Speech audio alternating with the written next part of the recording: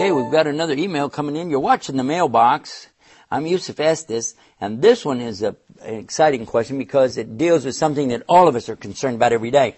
It's asking here about men and women. Are they equal in Islam? It doesn't look like they are. It looks like the men are getting preferential treatment. Women are subjugated to men. And why is that? Now, how come there is not gender equality in Islam?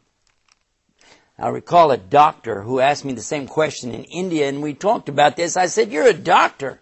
He said, "Yes." And I said, "Well, you don't know the difference between men and women?" He started laughing. He said, "Of course I do." Well, anybody that knows biology, even the first year, knows there's a big difference between men and women.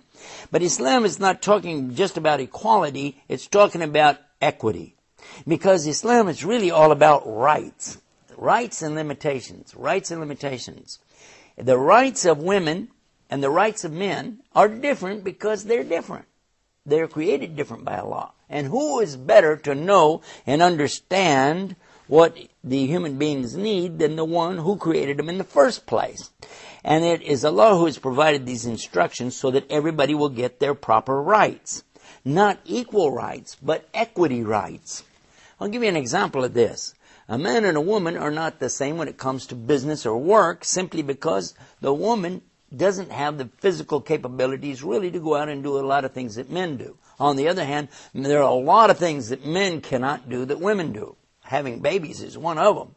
Women are usually able to tolerate a lot more pain, especially in childbirth. Men would never be able to do that.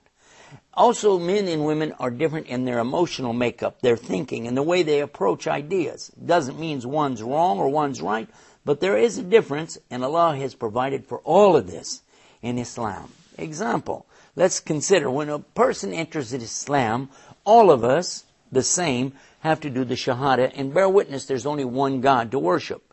And that we're going to do what He wants us to do on His terms. And that Muhammad is His last and His final messenger, sallallahu alaihi wasallam. So, that's the same for men and women. But then immediately after doing the Shahada comes something called Salah. The Salah, or worship that we do every day, 5 times a day, is for both. 5 times a day, except a woman during her monthly cycle. She doesn't pray during that time, and she doesn't have to make it up. Why? Because Allah knows what He created. He doesn't want her doing that then. She can just remember Allah. She can pray in her heart and things like this, but she doesn't have to get involved in these ritualistic movements and so on. The same is true for Ramadan. Both are required to fast the daylight hours, but the man fasts every single day. The woman does not fast the days of her menstrual cycle.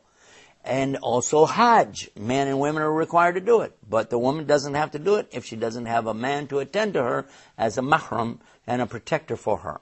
The Zakah, on the other hand, paying the Zakah is the same for both because the money is the same. These are some of the similarities and differences in gender, but check it out on our website, islamnewsroom.com. Type in the keywords, and that's the end of the mailbox for today. Until next time, peace. Assalamu alaikum.